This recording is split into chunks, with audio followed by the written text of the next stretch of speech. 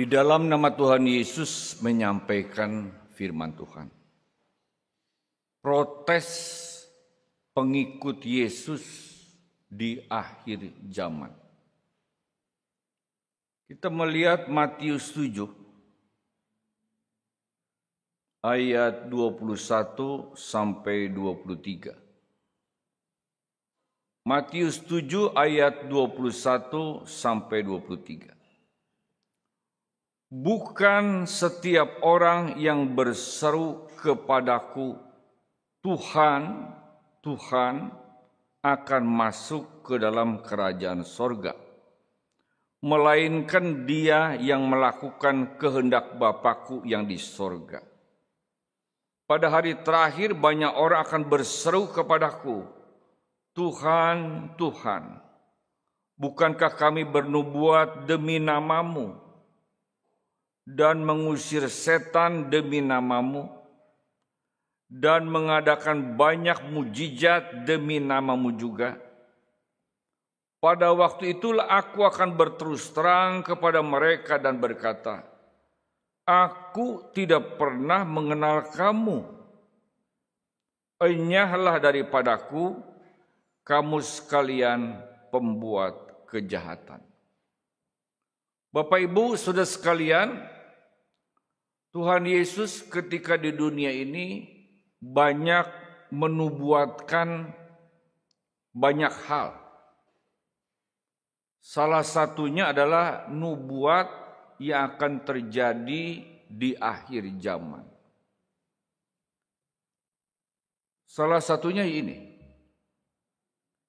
Jadi di akhir zaman pada waktu Tuhan Yesus datang kedua kali akan ada protes dari pengikut Tuhan Yesus di mana para pengikut ini melakukan pelayanan demi nama Tuhan Yesus, tapi mereka ini ditolak oleh Tuhan Yesus, bahkan tidak dikenal oleh Tuhan Yesus.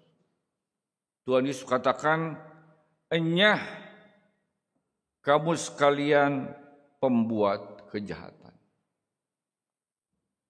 Kita lihat kalimat, bukan setiap orang yang berseru kepadaku, Tuhan, Tuhan akan masuk ke dalam kerajaan surga.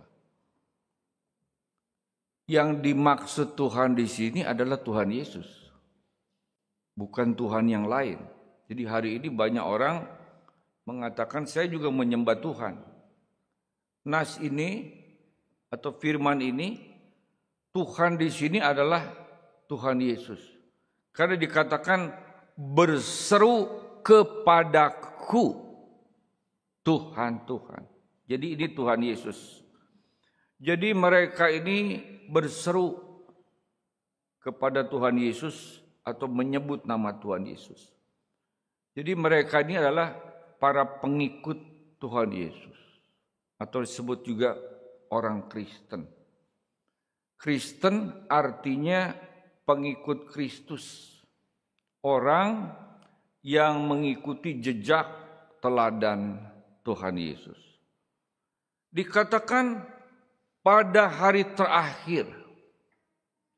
Jadi ini menunjukkan di akhir zaman atau hari penghakiman. Jadi pada akhir zaman atau hari kiamat Tuhan Yesus datang kedua kali dan melakukan penghakiman. Dan ini juga pernah dinubuatkan oleh Tuhan Yesus. Kita lihat Matius 25 ayat 31 sampai 33. Matius 25 ayat 31 sampai 33. 31. Apabila anak manusia, itu Yesus, datang dalam kemuliaannya dan semua malaikat bersama-sama dengan dia, maka ia akan bersemayam di atas tahta kemuliaannya. 32. Lalu semua bangsa akan dikumpulkan di hadapannya, dan ia akan memisahkan mereka seorang daripada seorang, sama seperti gembala memisahkan domba dari kambing. 33. dan ia akan menempatkan domba-domba di sebelah kanannya dan kambing-kambing di sebelah kirinya. Ini adalah juga nubuat Tuhan Yesus di akhir zaman. Tuhan Yesus akan datang kembali bersama malaikatnya dan dia akan melakukan penghakiman. Jadi penghakiman ini nanti ada dua kelompok. Jadi kelompok yang satu yang diselamatkan, kelompok satu lagi tidak diselamatkan.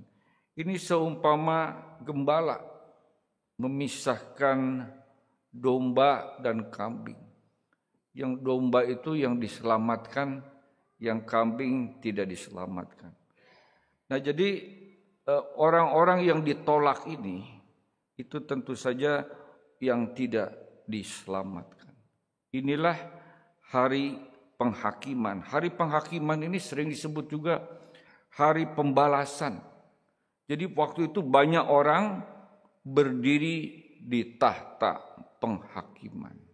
Dan mereka akan dihakimi menurut iman dan perbuatannya selama hidup di dunia ini. Jadi semua orang akan dihakimi. Kita lihat 2 Korintus 5 ayat 10. 2 Korintus 5 ayat 10. Sebab kita semua harus menghadap tahta pengadilan Kristus, supaya setiap orang memperoleh apa yang patut diterimanya sesuai dengan yang dilakukan dalam hidup ini, baik ataupun jahat.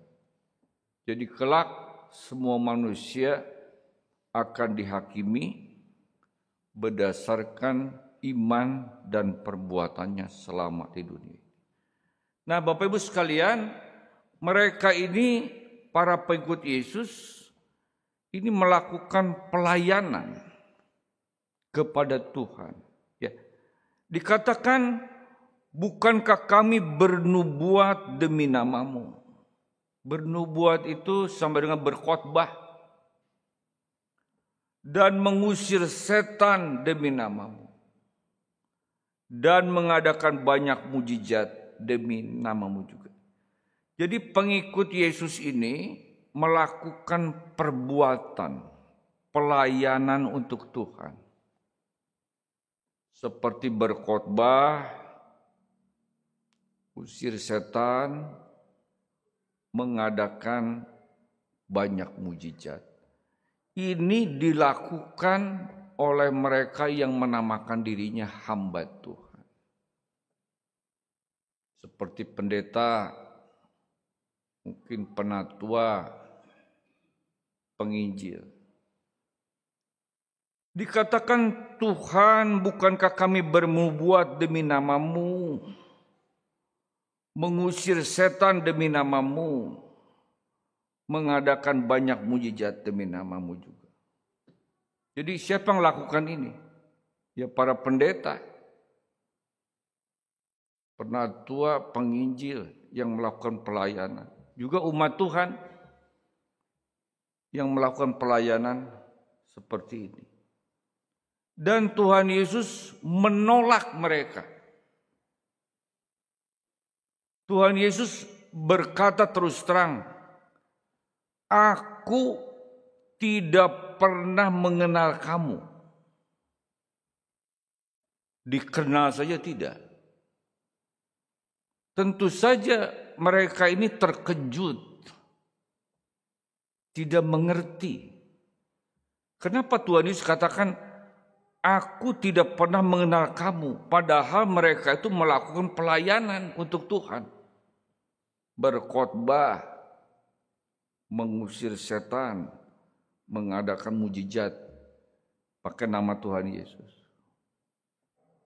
Tuhan Yesus katakan, enyahlah daripadaku kamu sekalian pembuat kejahatan. Kenapa Tuhan Yesus katakan demikian? Karena mereka tidak melakukan kehendak Bapa.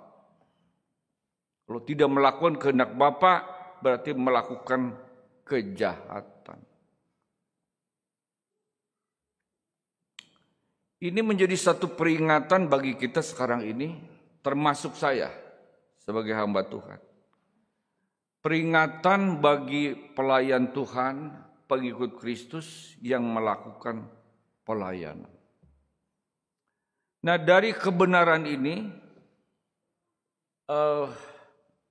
terkandung satu peringatan atau pengajaran bagi kita. Yang pertama,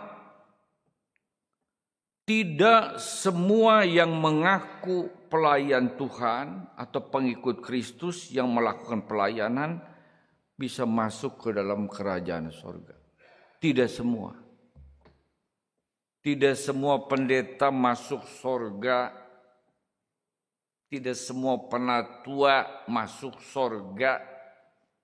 Tidak semua penginjil, pelayan Tuhan masuk surga. Tidak semua. Jadi dari nas ini kita ketahui bukan berarti sekali diselamatkan selamanya selamat. Tidak demikian. Sebab di kalangan Kristen ada paham. Katanya sekali seseorang diselamatkan selamanya selamat.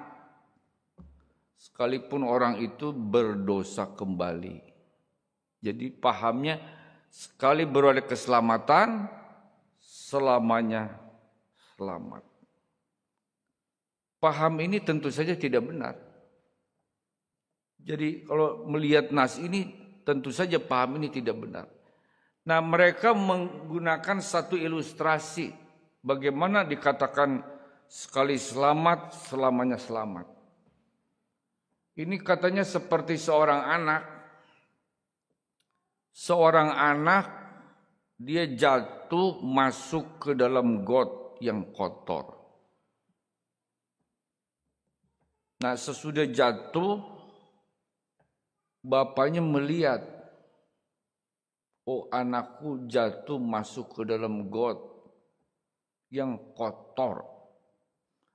Lalu bapaknya ini menolongnya, mengangkatnya. Lalu anak ini dimandikan dan diberi pakaian. Jadi bapaknya tetap anggap ini anak bapak. Walaupun anak ini jatuh ke dalam got yang kotor. Inilah paham sekali selamat, selamanya selamat. Ini tidak benar. Sebab Tuhan Yesus menolak pengikutnya melakukan pelayanan. Karena mereka ini akhirnya ditolak karena tidak melakukan kehendak Bapa di sorga. Alkitab beritahukan kita lihat 1 Yohanes pasal 5. Ayat 16-17. 1 Yohanes 5 ayat 16-17. 16. Kalau ada seorang melihat saudaranya berbuat dosa, yaitu dosa yang tidak mendatangkan maut, hendaklah ia berdoa kepada Allah, dan Dia akan memberikan hidup kepadanya. Yaitu mereka yang berbuat dosa yang tidak mendatangkan maut. Ada dosa yang mendatangkan maut, tentang itu tidak kukatakan bahwa ia harus berdoa. 17. Semua kejahatan adalah dosa, tetapi ada dosa yang tidak mendatangkan maut. Alkitab berkata, semua kejahatan itu dosa, tapi ada dosa yang tidak mendatangkan maut. Jadi ada dosa yang mendatangkan maut, ada yang tidak mendatangkan maut. Karena itu paham sekali selamat, selamanya selamat tidak benar. Karena banyak nas bertentangan dengan paham seperti itu. Dan bahkan harus sampai akhir setia sampai akhir. Ibrani 3 ayat 14.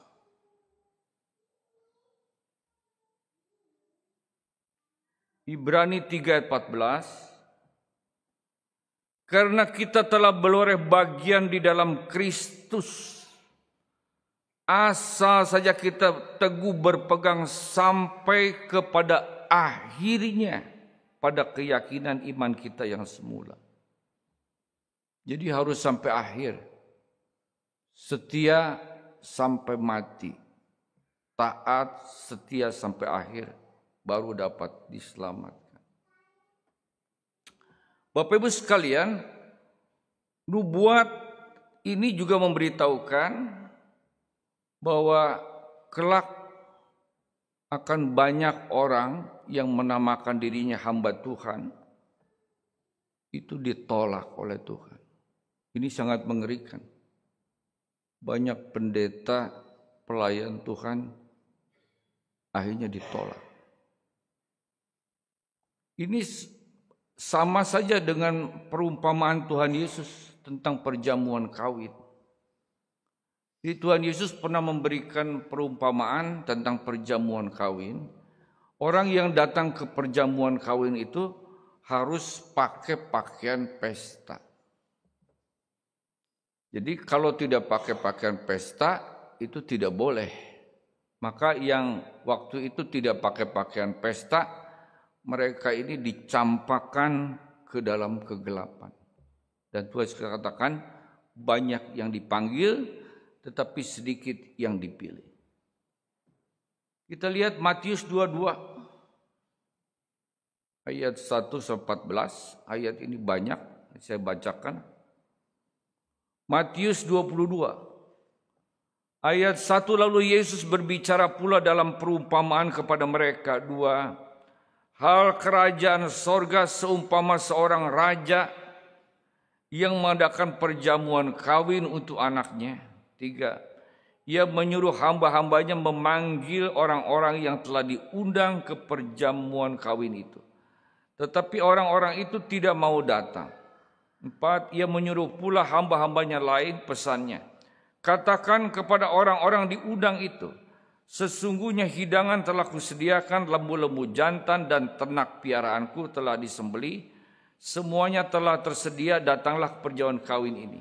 5, tetapi orang-orang diundang itu tidak mengindahkannya, ada yang pergi ke ladangnya, ada yang pergi mengurus usahanya. 6, dan yang lain menangkap hamba-hambanya itu, menyiksanya dan membunuhnya. 7, maka murkalah raja itu lalu menyuruh pasukannya ke sana untuk membinasakan pembunuh-pembunuh itu dan membakar kota mereka. 8, sesudah itu ia berkata pada hamba-hambanya, perjamuan kawin telah tersedia, tetapi orang-orang diundang tadi tidak layak untuk itu. 9, sebab itu pergilah ke persimpangan jalan dan undanglah setiap orang yang kamu jumpai di sana ke perjamuan kawin itu. 10, maka pergilah hamba-hamba itu dan mereka mengumpulkan semua orang dijumpai di jalan-jalan, orang-orang jahat dan orang-orang baik, sehingga penuhlah ruangan perjamuan kawin itu dengan tamu. 11, ketika raja itu masuk untuk bertemu dengan tamu-tamu itu, ia melihat seorang yang tidak berpakaian pesta. 12, ia berkata kepadanya, hai saudara, bagaimana engkau masuk kemari dengan tidak mengenakan pakaian pesta? Tetapi orang itu diam saja. 13, lalu raja itu kepada hamba-hambanya, ikatlah kaki dan tangannya dan campakkanlah orang itu ke dalam kegelapan yang paling gelap. Di sanalah akan terdapat ratap dan ketak gigi. 14, sebab banyak dipanggil tetapi sedikit yang dipilih. Tuhan Yesus pernah menyampaikan perumpamaan mengenai perjamuan kawin. Nah, orang yang datang ke perjamuan kawin itu harus mengenakan pakaian pesta. Jadi kalau tidak mengenakan pakaian pesta akan ditolak, ya. Ada dikatakan ketika itu ada seorang yang tidak berpakaian pesta dan orang ini kemudian dicampakkan ya. Lalu raja itu berkata pada hambanya, ikatlah kaki tangannya, campakkan orang itu ke dalam kegelapan. Jadi kalau tidak pakai pakaian pesta akan ditolak, dicampakkan. Bapak sekalian, pakaian pesta ini secara rohani artinya memelihara kekudusan. Ada perbuatan baik, melakukan firman. Jadi yang tidak memelihara kekudusan, yang tidak ada perbuatan baik, tidak mentaati firman, maka akan dicampakkan ke dalam kegelapan dan tidak dapat masuk ke dalam kerajaan surga. Sama seperti orang-orang ditolak ini. Mereka sudah melakukan pelayanan, tapi akhirnya ditolak oleh Tuhan karena mereka tidak melakukan firman, tidak melakukan perbuatan baik, malah perbuatan jahat. Jadi bagi kita sebagai umat Tuhan, ya, kalau kita tidak menyempurnakan rohani, jangan-jangan kita ditolak Tuhan. Rasul Paulus pernah berkata, 1 Korintus 9 ayat 27. 1 Korintus 9 ayat 27. Tetapi aku melatih tubuhku dan menguasainya. Ini tentu secara rohani ya Bapak Ibu. Bukan latihan badan olahraga, bukan. Ini ada secara rohani. Supaya sesudah aku memberitakan Injil kepada orang lain, jangan aku sendiri ditolak. Jadi ini tentang penyempurnaan rohani. Paulus katakan, aku terus menyempurnakan rohani. Supaya sesudah aku memberitakan Injil kepada orang lain, jangan aku sendiri ditolak. Yang menakutkan, seorang hamba Tuhan memberitakan Injil. Orang lain selamat, dirinya tidak selamat. Ini sangat mengerikan. Maka setelah seseorang memperoleh anugerah keselamatan, dia harus menjunjung tinggi keselamatan itu. Dia harus hidup dalam kekudusan, dia menyempurnakan rohani, melakukan firman. Jadi yang melakukan pelayanan untuk Tuhan itu bukan jaminan masuk surga. Hari ini begitu banyak orang melakukan pelayanan untuk Tuhan di seluruh dunia. Tapi apakah semuanya itu bisa masuk surga? Tidak. Hanya orang-orang yang melakukan firman Tuhan, itu kehendak Bapa, yang dapat diselamatkan. Kita lihat di Alkitab, seorang rasul bernama Yudas Iskariot. Yudas Iskariot ini dipilih oleh Tuhan Yesus jadi rasul. Bahkan Tuhan Yesus berdoa semalam-malaman sebelum memilih rasul ini. Tetapi Yudas Iskariot ini ada akar ketamakan, hatinya dikuasai iblis, dan Tuhan Yesus sebelumnya memperingatkan, tapi Yudas tidak mau bertobat. Pada akhirnya Yudas menjual Tuhan Yesus. Dia kehilangan jabatan rasul dan keselamatan. Jadi berdasarkan firman ini, Yudas tentu kehilangan keselamatan. Dia melakukan kejahatan. Dia tamak, akhirnya menjual Tuhan Yesus. Maka Rasul Petrus pernah mengatakan bahwa Yudas ini dapat upah dari kejahatannya. Kita lihat Kisah Rasul pasal 1 ayat 15 sampai 20. Kisah Rasul 1 ayat 15 sampai 20. 15, pada hari-hari itu berdirilah Petrus di tengah-tengah saudara-saudara yang sedang berkumpul itu. Kira-kira 120 orang banyaknya. Lalu berkata, 16, hai saudara-saudara, haruslah genap nas kitab suci yang disampaikan Roh Kudus dengan perantaraan Daud tentang Yudas, pemimpin orang-orang yang menangkap Yesus itu. 17. Dahulu ia termasuk bilangan kami dan mengambil bagian dalam pelayanan ini. Pelayanan sebagai rasul. Ayat 18 perhatikan. Yudas ini telah membeli sebidang tanah dengan upah kejahatannya. Berbuat jahat. Lalu ia jatuh tertelungkup dan perutnya terbelah sehingga semua isi perutnya tertumpah keluar. 19. Hal itu diketahui oleh semua penduduk Yerusalem sehingga tanah itu mereka sebut dalam bahasa mereka sendiri Hakaldama, artinya tanah darah.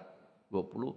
Sebab ada tertulis dalam kitab Mazmur, biarlah perkemahannya menjadi sunyi dan biarlah tidak ada penghuni di dalamnya dan biarlah jabatannya diambil orang lain. Yudas melakukan kejahatan. Rasul Petrus katakan ada upah kejahatannya. Dia pelayan Tuhan. Dia sebagai rasul. Jadi berdasarkan nubuat tadi, maka Yudas kehilangan keselamatan bila demikian. Maka itu sebagai pelayan Tuhan harus waspada. Ya.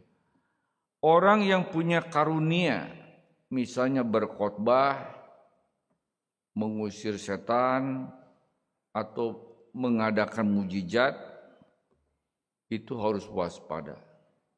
Orang yang memiliki karunia roh, kalau dia tidak menuruti kehendak Bapa, tidak bisa masuk surga. Maka itu bukan setiap orang yang bisa berkhotbah, yang ngusir setan, yang bisa adakan mujizat, itu pasti masuk surga. Belum tentu. Bahkan di Alkitab dicatat, ada yang bukan pengikut Yesus. Bukan orang Kristen, tapi bisa mengusir setan pakai nama Yesus. Kita lihat Markus 9 ayat 38-39. Markus 9 ayat 38-39. 38 kata Yohanes kepada Yesus, Guru, kami lihat seorang yang bukan pengikut kita, bukan pengikut Kristus, mengusir setan demi namamu. Lalu kami cegah orang itu karena ia bukan pengikut kita. 39. Tetapi kata Yesus, jangan kamu cegah dia, sebab tidak seorang pun yang telah mengadakan mujizat demi namaku dapat seketika itu juga mengumpat aku.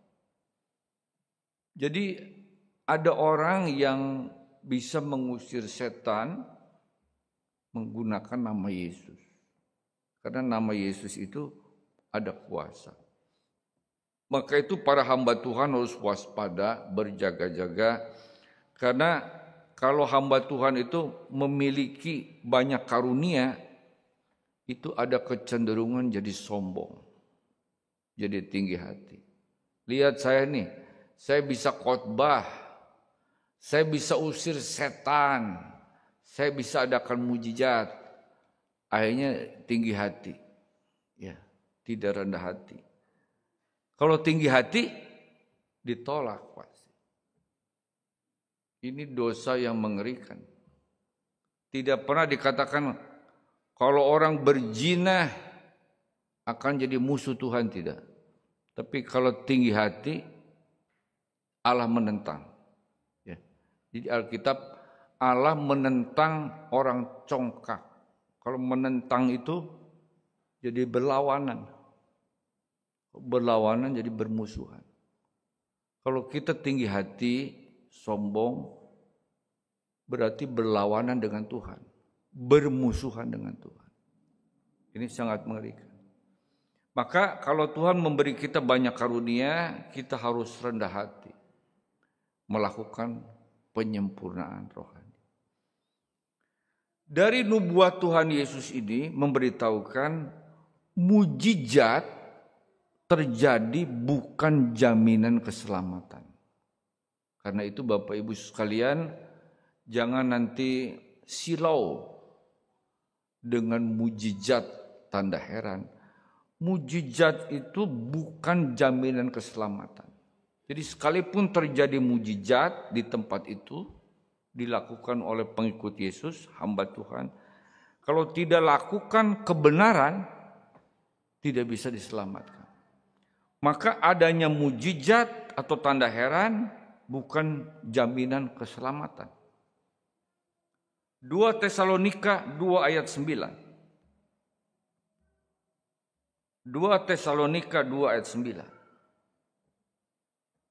Kedatangan si pendurhaka itu adalah pekerjaan iblis dan akan disertai rupa-rupa perbuatan ajaib, tanda-tanda dan mujizat-mujizat palsu. 10. Dengan rupa-rupa tipu daya jahat terhadap orang-orang yang harus binasa karena mereka tidak menerima kebenaran dan mengasihi kebenaran yang dapat menyelamatkan mereka. Alkitab dengan jelas, kebenaran yang dapat menyelamatkan mereka. Jadi sekalipun bisa mengadakan mujizat, mujizat terjadi bukan jaminan keselamatan. Hari ini banyak orang Kristen silau dengan mujizat, kesembuhan, orang buta lihat, orang lumpuh berjalan. Apakah itu benar? Ada yang benar, ada juga yang disetel. Ada dua macam, ada betul-betul terjadi, itu mujizat, karena iblis juga bisa mengadakan mujizat. Ada yang disetel, jadi ada pendeta yang setel.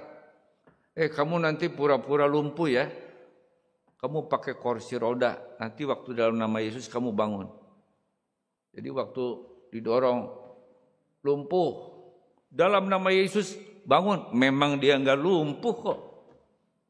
Itu disetel, dibayar yang begitu. Ada yang begitu. Ada yang benar, ada. Ya, jadi ada seperti itu. Maka jangan silau dengan mujizat. Sekarang ini penekannya seperti itu. Kesembuhan ilahi, ya. Ada mujizat ini, mujizat nyata segala macam. Kalau tidak memegang kebenaran, kebenaran yang dapat menyelamatkan mereka. Tuhan Yesus katakan, yang melakukan kehendak Bapakku di sorga, barulah dia masuk ke dalam kerajaan sorga.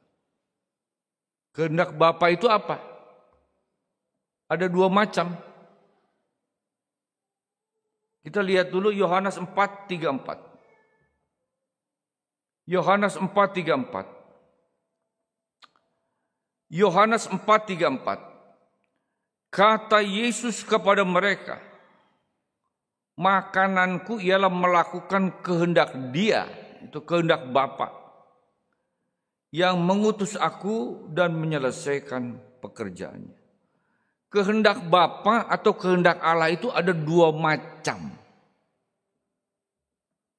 Yang satu apa? Yang satu yang kelihatan. Kedua enggak kelihatan, tersembunyi. Jadi kehendak Bapa atau kehendak Allah itu ada yang kelihatan, ada yang tersembunyi. Yang kelihatan apa? Yaitu firman-Nya. Kalau kita baca firman, dengar firman, kita tahu Allah menghendaki apa. Itulah kehendak Bapa yang kelihatan. Kehendak Bapa yang tersembunyi, namanya tersembunyi, kita tidak tahu. Sampai waktunya dinyatakan, barulah tahu itu kehendak Allah. Seperti Yusuf. Yusuf semula tidak mengerti kehendak Tuhan. Kenapa dia dibenci saudaranya? Kenapa dia masukkan dalam sumur? Kenapa dijual ke orang Ismail? Kenapa orang Ismail akhirnya Potifar beli Yusuf dari orang Ismail? Kenapa Yusuf difitnah oleh istri tuannya, dipenjara tanpa salah? Yusuf tidak ngerti. Sebetulnya itu kehendak Allah yang tersembunyi. Setelah Yusuf keluar dari penjara, mengartikan mimpi Firaun dan diangkat jadi penguasa di Mesir. Akhirnya saudara Yusuf ke Mesir, ayahnya juga ke Mesir. Dan disitulah Yusuf mengerti, inilah kehendak Allah yang tersembunyi. Sekarang aku tahu. Jadi yang tersembunyi itu kita tidak tahu. Sampai waktunya tiba, dinyatakan, kita menengok ke belakang, kita tahu itu kehendak Tuhan. Saya dulu nggak ngerti kenapa kuliah hukum dihukum. Di hukum itu ada pasal ayat terus itu. Pasal sekian ini. Dulu saya tidak ngerti kenapa itu belajar begitu. Saya juga in the course bertahun-tahun ya, ada mungkin 9 tahun in the course terus. Kenapa? Saya juga nggak ngerti. Ternyata itu kehendak Tuhan. Jadi kalau sekarang saya lihat, aduh saya puji Tuhan. Dulu kuliah hukum, jadi sekarang belajar Alkitab seperti hukum. Dengan background itu, cara hukum itu lebih mudah bagi saya mempelajari Alkitab. Dan sekarang saya di gereja kayak in the course. Fasilitasnya banyak lagi, kalau in the course susah dulu. Kalau dulu saya tidak in the course, mungkin tidak tahan tinggal di gereja. Jadi dia belajar dulu in the course. Di gereja, waduh, dia luar biasa, lebih dari course. Ya, semua ada maksud Tuhan. Ulangan 29 ayat 29. Ulangan 29 ayat 29. Hal-hal yang tersembunyi ialah bagi Tuhan Allah kita. Itu kehendak Tuhan yang tersembunyi. Tetapi hal yang dinyatakan ialah bagi kita dan anak-anak kita sampai selama-lamanya supaya kita melakukan segala perkataan hukum Taurat ini. Jadi kehendak Bapa yang kelihatan atau kehendak Allah yang kelihatan itu firman-Nya, perintahnya. Yang tersembunyi kita tidak tahu. Sampai waktunya tiba dinyatakan, kita menengok ke belakang, barulah kita mengerti itu kehendak Tuhan. Maka kehendak Bapa itu firman-Nya harus ditaati. Jadi bukan hanya percaya Yesus, tapi harus melakukan firman kebenaran. Hari ini banyak orang Kristen, saya percaya Yesus selamat. Betul? Enggak sepenuhnya betul. Percaya Yesus harus melakukan firman, baru diselamatkan. Kita lihat 1 Korintus 15. Ayat 1 dan 2. 1 Korintus 15 ayat 1 dan 2. Dan sekarang saudara-saudara, aku mau mengingatkan kamu kepada Injil yang aku beritakan kepadamu dan yang kamu terima dan yang di dalamnya kamu teguh berdiri. Ayat 2 perhatikan. Oleh Injil itu kamu diselamatkan. Kenapa sih nggak ditulis oleh Yesus? Betul, Yesus juru selamat. Paulus mau menekankan harus memegang Injil. Oleh Injil itu kamu diselamatkan asal kamu teguh berpegang pada Injil. Seperti yang telah kuberitakan kepadamu, kecuali kalau kamu telah sia-sia saja menjadi percaya. Oleh Injil kamu diselamatkan asal kamu berpegang pada Injil, mentaati Injil. menuruti firman. Yohanes 3:36. Yohanes 3:36. Barang siapa percaya kepada anak, ia beroleh hidup yang kekal. Tetapi barang siapa tidak taat kepada anak, ia tidak akan melihat hidup, melainkan murka Allah tetap ada di atasnya. Anak adalah Yesus Kristus. Percaya kepada Yesus beroleh hidup kekal, betul.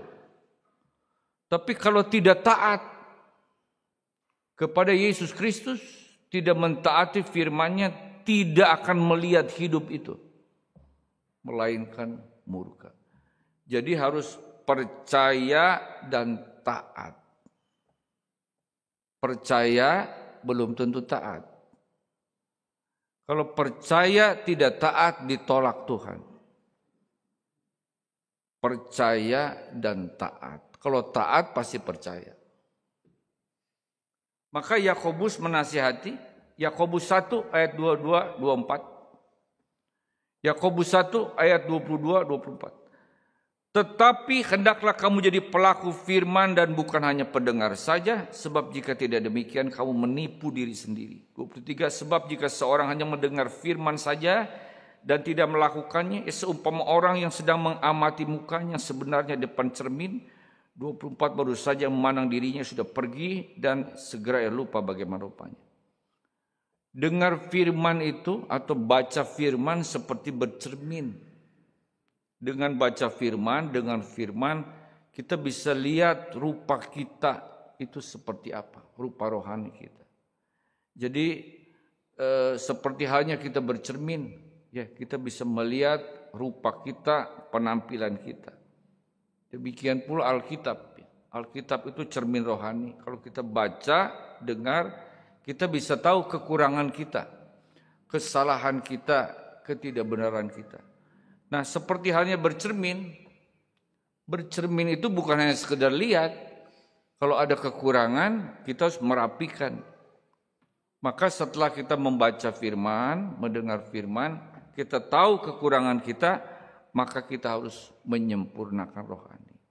Jadi mendengar firman itu bukan sekedar ingin tahu firman. Ada orang dengar firman, hanya ingin tahu saja firman.